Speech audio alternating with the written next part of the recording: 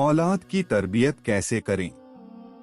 बच्चा गलती करे, आपको तकलीफ पहुंचाए, जितना मर्जी सताए, किसी हाल में भी बच्चे को बद्दुआ न दें। शैतान धोखा देता है माँ के दिल में, यह बात डालता है कि मैं दिल से बद्दुआ नहीं दे रही, बस ऊपर ऊपर से कह रही हूँ। और इस धोखे में कई बार माएं आ जाती हैं और ज़बान से बुरे अल्फाज कह जाती हैं। याद रखना, यह औलाद अल्लाह की नेमत है, इसको बद्दुआ देना नेमत की नाकदरी है। अल्लाह कितना करीम है, हम जैसे नाकदरों को भी नेमते अता फरमा देता है।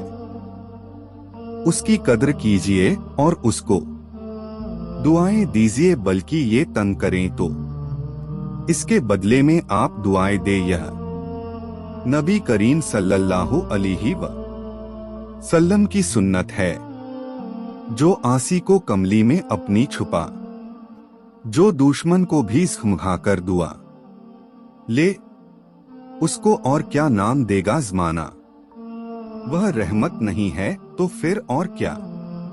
तो रहमत का तकाजा यही है, मोहब्बत का तकाजा यही है कि बच्चे चाहे जितनी भी तकलीफ पहुंचाए तो माँ आखिरकार माँ होती है। किसी हाल में भी अपनी जुबान से बद्दुआ न दे, बल्कि बच्चों के लिए खूब दुआएं किया करे। रात की तन्हाइयों में अपनी नमाजों में अल्लाह से लौ लगाकर बैठा करे। हजरत मरियम अलैहि सलाम के लिए उनकी माँ ने कितनी दुआएं की और फिर ये दुआएं करती रहे। यही नहीं कि बच्चे की पैदाइश हो गई तो दुआएं बंद कर दी। कुरान मजीद में है कि यह उसके बाद भी वे दुआएं करती रही। ऐ अल्लाह, मैंने अपनी इस बेटी को और इसकी आने वाली नस्ल को शैतान मरदूद के खिलाफ आपकी पनाह में दिया। तो गोया बच्ची छोटी है मगर माँ की मोहब्बत देखिए। सिर्फ इस बच्ची के लिए ही दुआएं नहीं मांग रही, बल्कि उसकी आने वाली नस्लों के लिए भी दुआएं मांग रही है। अल्लाह रब्बुल इज्जत को माँ की यह बात इतनी पसंद आई कि फरमाया है, अल्लाह रब्बुल इज्जत ने फिर उस बच्ची को कबूल फरमा लिया और फिर उसकी तरबियत, परवरिश, तहजीब और इल्म ऐसी अच्छी फरमाई की, बहुत ही अच्छी। तो यह माँ की दुआ थी और पालने वाला और तरबियत करने वाला तो हकीकत में अल्लाह रब्बुल इज्जत है। वह बंदे की तरबियत फरमाते हैं तो माँ की दुआओं को कबूलियत हासिल है। इसलिए दुआ कीजिए ताकि बच्चे पर अल्लाह रब्बुल इज्जत की खास एक अनमोल वजीफा है, नजरे हो जाए। जब बच्चे सो रहे हों तो उन पर हिफाजत का हिसार, घेरा और दायरा जरूर बना लिया करें। हमारे बुजुर्गों ने एक हिफाजत का हिसार बताया और उसकी इतनी बरकतें हैं। उन्होंने फरमाया कि मौत के सिवा कोई मुसीबत नहीं आ सकती।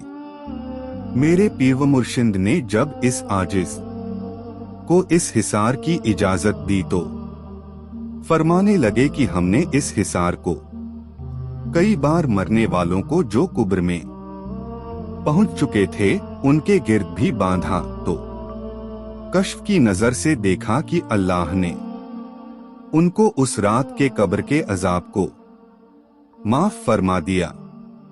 तो यह बुजुर्गों की तरफ से बहुत ही कीमती अमल है और इस आजिज को इसकी इजाजत है। और आज यह आजिज सब सुनने वाले मर्द और औरतों को इजाजत दे रहा है ताकि ये अल्लाह रब्बुल इज्जत की हिफाजत में वह हिसार, दायरा और घेरा क्या है वह यह है कि पहले दुरूद शरीफ पढ़ लिया करें, फिर अल्हम्दु शरीफ पूरी पढ़ लिया करें, फिर आयतुल कुर्सी पढ़े और चारों कुल पढ़े, आखिर में दुरूद शरीफ पढ़ लें। यानी अव्वल व आखिर में दुरूद शरीफ पढ़ना और दरमियान में सूरे फातिहा, आयतुल कुर्सी और चारों कुल पढ़ना। और यह सब कुछ पढ़कर अपने गिर्द, बच्चों के गिर्द, घर के गिर्द, जहां बिजनेस, दुकान, दफ्तर वगैरह हो, उन सब का तसव्वुर करके उनके गिर्द अपने तसव्वुर में एक दायरा बना दे। जिस जिस चीज के गिर्द आप दायरा बना देंगी, वे सब चीजें अल्लाह रखबूल इज्जत की हिफाजत में आ जाएंगी। अल्लाह के कलाम की हमने बड़ी बरकतें देखी और सैकड़ों वाक़ियात हैं। अल्लाह रब्बुल इज्जत की हिफाजत के जिनको बताने का अब मुनासिब वक्त नहीं है, इसलिए इतना कह देना काफी है कि यह हिसार जिस दिन में और जिस रात में आप बच्चों के गिर्द बनाएंगी, आपके बच्चे फितनों से, आफतों से, मुसीबतों से महफूज रहेंगे। और जिस दिन कोई मुसीबत आनी होगी, आप देखना कि आप इस अमल को भूल बैठेगी, तब कोई मुसीबत आएगी, वरना तो अल्लाह रब्बुल इज्जत की हिफाजत में रहेंगे। खुदा हाफिज।